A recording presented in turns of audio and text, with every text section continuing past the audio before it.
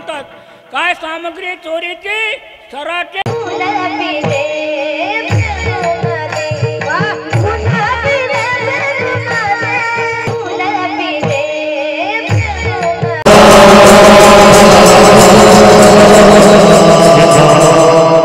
या ठिकाणी चोरी कोण करतो आहे का नाही म्हणलं का नाही या ठिकाणी काय प्रश्न आहे चोरी कोण करतो कारण देव काय किती आहेत 33 कोटी देव 8 कोटी भैरव असे काय अनेक देव या ठिकाणी आहेत परंतु मुख्य देव कोणते आहेत या ठिकाणी शेंदरी हेंदरी दैवत हे काय थोडे लोक त्याला मानतात त्याची पूजा करतात आहे का नाही असे काय शेंदरी हेंदरी दैवते कोण पूजे घेते आपल्या पोटाची रडते मागते सिटी अवतार किंवा नव्हे दाखाई जोखाई माय राणे मेसाबाई बळिया माधा पंढरीराव तोही देवाचाही देव रंडी चंडी शक्ती मध्य मांसाचे भक्षिती भैरव खंडेराव सुटीसाठी देव गणोबा विक्राळ लाडू मोदकाचा मेल मुंजा मैसासुरे हे कोण लेखी पोरे वेताळे फेताळे जळो त्याचे तोंड काळे तुका म्हणे किती धरा रुखमाईचा पती विठ्ठल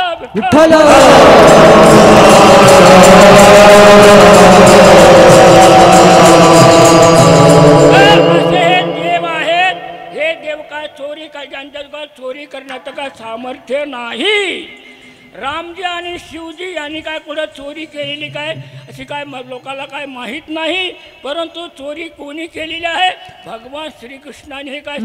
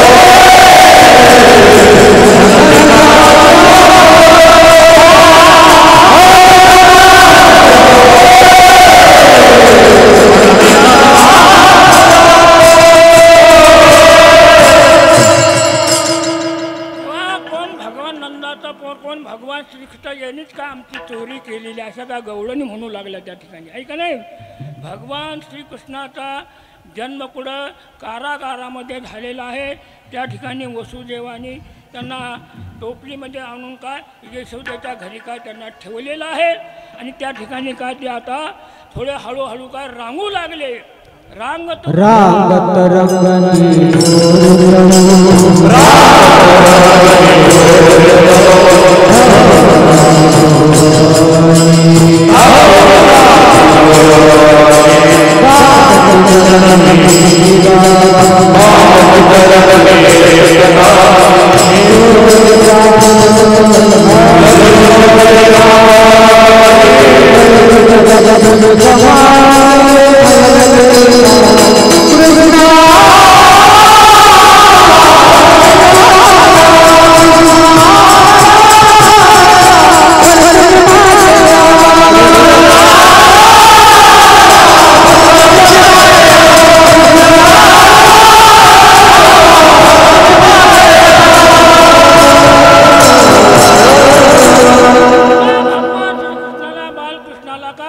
यशोदा माता काय त्या ठिकाणी दही दूध देत होती परंतु त्याला ते काय पूर्ण रूपाने काय चांगलं वाटत नव्हतं त्या ठिकाणी तर त्यांनी विचार केला भगवंतानी बालकृष्णाने की आपण आता आपल्याला काय यशोदे मातेने दिलेलं काय दही दूध काय मला काय माझं काय पोट भरत नाही त्याच्याकरता आपण काय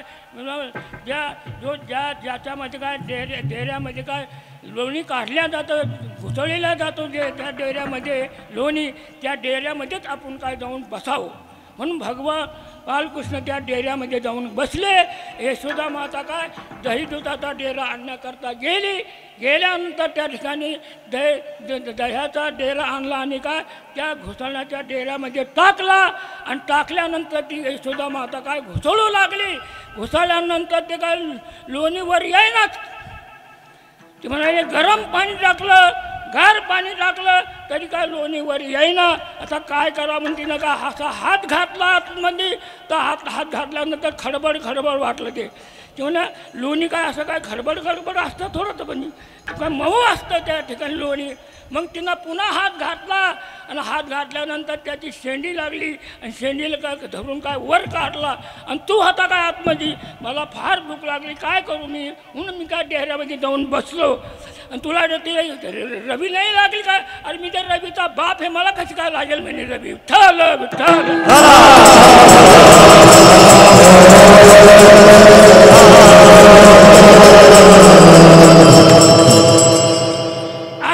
आणि आता घरची चोरी सोडून काय आता दुसऱ्या गवळणीच्या घरी काय चोरी करण्याचा त्यांनी काय विचार केला. सर्व गोपाळाला काय एकत्रित केलं आणि एकत्रित करून त्यांना म्हणले की आपल्याला आता काय बाहेरचे जे गवळणच्या घरी काय आपल्याला काय दही दुधाची काय चोरी करायची. त्याच्याकरता सामानाची फार आवश्यकता आहे. सामान असलं तर चोरी केल्या जाते सामान नसलं तर का चोरी करता येणार नाही आपल्याला. जसं व्यवहारामध्ये शेत पेरायचं असलं तर त्या ठिकाणी काय टिफन लागती चारं लागतं वाटी लागती पुन्हा पेरणारा पाहिजे पुन्हा बैल पाहिजे पुन्हा जू पाहिजे. असं एवढी सामग्री जर असली तर का शेत पेरल्या जातं. त्याचप्रमाणे आपल्याला परीक्षा द्यायची असली ज्या विषयाची परीक्षा द्यायची असली त्या विषयाचे पुस्तकं आपल्याजवळ पाहिजे त्याचं अध्ययन केलं पाहिजे. त्यावेळेला तो काय त्या विषयाची काय तो काय परीक्षा देऊ शकतो. त्याचप्रमाणे लिखाणकाम करायचं असलं तर आपल्याजवळ पेन पाहिजे कागद पाहिजे तर तुमचं काय लिखाण काम काय होईल. तर कागद आणि काय पेन नसलं तर तुमचं काय लिखाण काम होणार नाही. त्याचप्रमाणे आपल्याला भजन करायचं कीर्तन करायचं असल्यानंतर त्या ठिकाणी सामूहिक काय मृदुंग पाहिजे टाळ पाहिजे पुन्हा विणा पाहिजे पुन्हा त्या ठिकाणी काय टाळकरी पाहिजे तर त्या ठिकाणी कीर्तन होईल आणि भजन होईल. विठ्ठल विठ्ठल.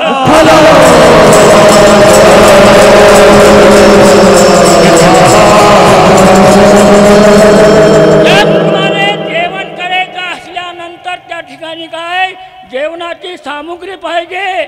त्या ठिकाणी चपाती करायची असली तर त्याला काय गव्हाचं पीठ पाहिजे. ज्वारीची भाकर करायची असली तर काय ज्वारीचं पीठ पाहिजे.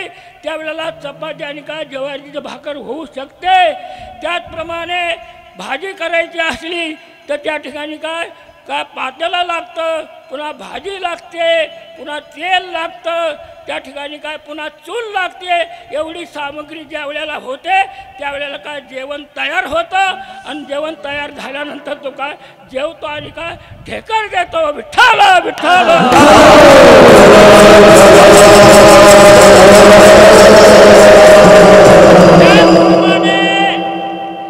यज्ञ करायचा असला तर त्या ठिकाणी काय यज्ञकुंड पाहिजे त्याच्यामध्ये अग्नी पाहिजे त्याच्यामध्ये होता पाहिजे पुन्हा यजमान पाहिजे हवन सामग्री पाहिजे. त्यावेळेला काय यज्ञ काय पुरा होतो. त्याचप्रमाणे लग्न करायचं असलं मुलीचं तर त्या ठिकाणी काय पहिला वर पाहावा लागतो पुन्हा वर पाहिल्यानंतर त्याला हुंडा द्यावा लागतो. नंतर आता ज्या दिवशी लग्न आहे त्या दिवशी मांडव घालावा लागतो पुन्हा जेवणाची तयारी करावी लागते. अशी एवढी काय सर्व सामग्री लागते. त्याचप्रमाणे या ठिकाणी सुद्धा काय चोरी करायची म्हणल्यानंतर काय काय सामग्री लागते जर गोपाळने विचारलं तर त्या ठिकाणी काय भगवान त्या ठिकाणी काय ती सामग्री सांगतात. विठ्ठल विठ्ठल.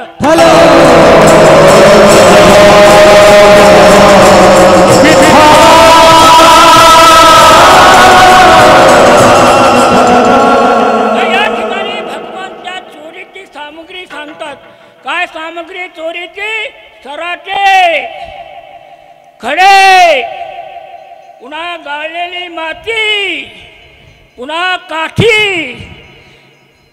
गोपाळ म्हणाले की ही चोरी ती विचित्र सामग्री म्हणली. अरे चोराजवळ बंदूक राहते, चाकू राहतो, पुन्हा काय अनेक पिस्तूल राहतो.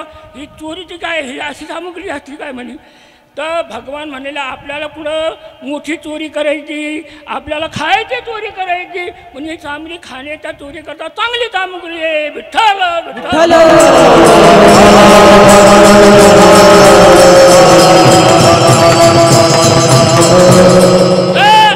एका गोपाळने विचारलं हे सराटे कशा करताय.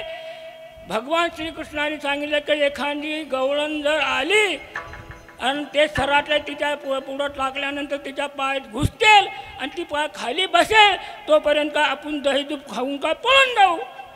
वाह, चांगली सामग्री म्हणे. पुन्हा हे खडे कशा करताय. हे जे गाडगे आहेत त्याच्यावर मारल्यानंतर खण मारला तर त्याच्या काय याच्यामध्ये काय दही नाही, आणि बद्ध वाजला तर त्याच्यामध्ये काय दही आहे. याच्याकरता हे खडे. त्याचप्रमाणे गाळलेली माती कशा करता आहे. एखादी गवळण जर हुशार असली आणि पायामध्ये काय चपला घालून आली तिला सराटी तोटणार नाही. तिच्या डोळ्यात अशी माती टाकायची, तिथे काय डोळे तोच खाली बसेल तोपर्यंत आपण काय दही दूध खाऊन काय पळून जाऊ. विठ्ठल विठ्ठल.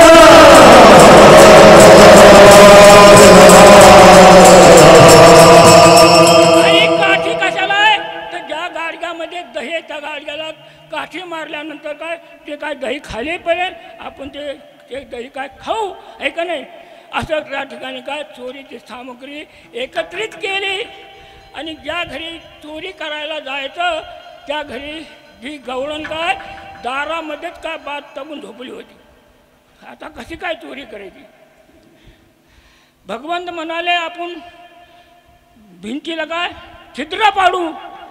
तर गोपाळ म्हणाले आम्ही 9 लक्ष गोपाळांच्या त्या छिद्रातून कसं काय आतमध्ये जायचं. ते म्हणाले की तुम्ही आता डोळे झाका. डोळे झाकल्यानंतर सर्वच गोपाळ का आतमध्ये गेले. आतमध्ये जाऊन काय त्यांनी काय दही दूध सर्व खाल्लं. आणि खाल्ल्यानंतर आता बाहेर कसं जायचं. जसे आतमध्ये आले तसं काय बाहेर जायचं. त्या ठिकाणी डोळे झाका म्हणलं तर ते काय बाहेर आले त्या ठिकाणी. पण पेंढ्याने काय परीक्षा पाहण्याकरता अर्धे डोळे ठेवले होते. तो आतमध्येच राहिला. त्या गवळाने त्याला काठी मारून काय एकदम जाम केला त्या ठिकाणी. तो भगवंताला म्हणाल की मला आता बाहेर कसं मी जाऊ. भगवंत म्हणले तू कसं काय आतमध्ये राहिला. तुम्ही काय परीक्षा पाहण्याकरता अर्धे डोळे उघडे ठेवले ते तुम्हाला संपूर्ण डोळे झाकून टाक. मग संपूर्ण डोळे झाकून तर काय तो बाहेर आला. विठ्ठल विठ्ठल.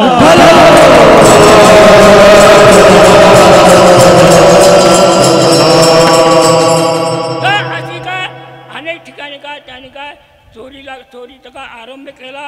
अनेक ठिकाणी चोरी करू लागले. आणि गवळणी त्या ठिकाणी काय यशोदेच्या घरी आल्या आणि काय त्या ठिकाणी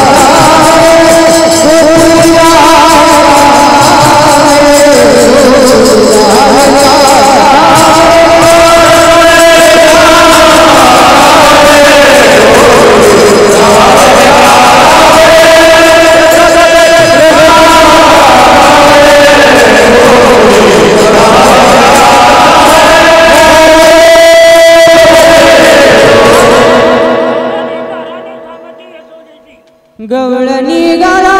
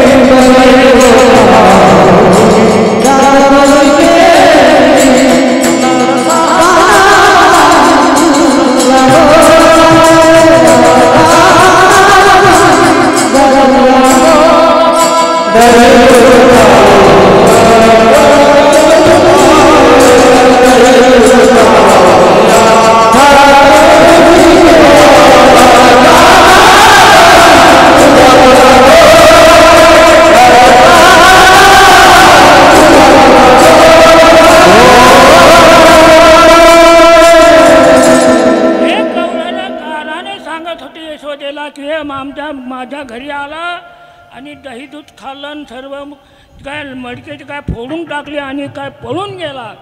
दुसरी सांगते की माझ्या घरी आला, मुखाला मुख देऊन चुंबन देतो आणि गळ्यामध्ये हात टाकतो आणि पकडायला गेला तर का पळून जातो. तिसरी म्हणते तिसरी आली धावणी आणि बाई काय केली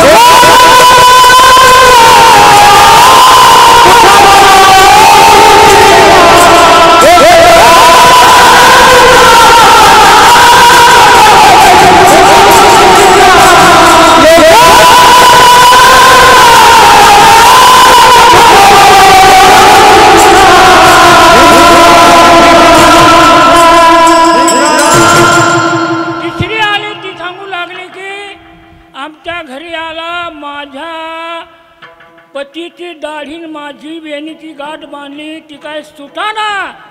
अशा काय त्या गवळणी काय यशोदेच्यावर गेल्या आणि काय गारानं सांगू लागल्या.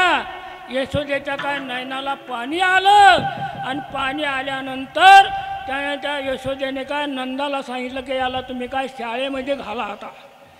तर त्यावेळेला शाळा कोणती होती? गाई राखायची शाळा होती. अरे तुम्ही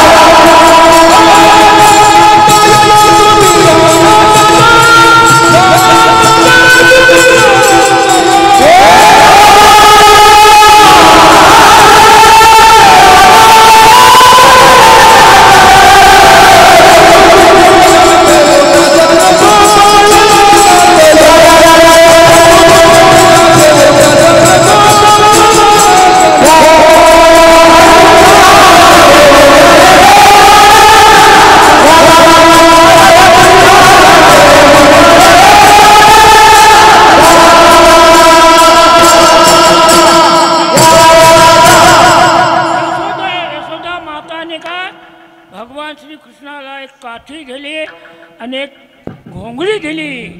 खांद्यावरी कापडी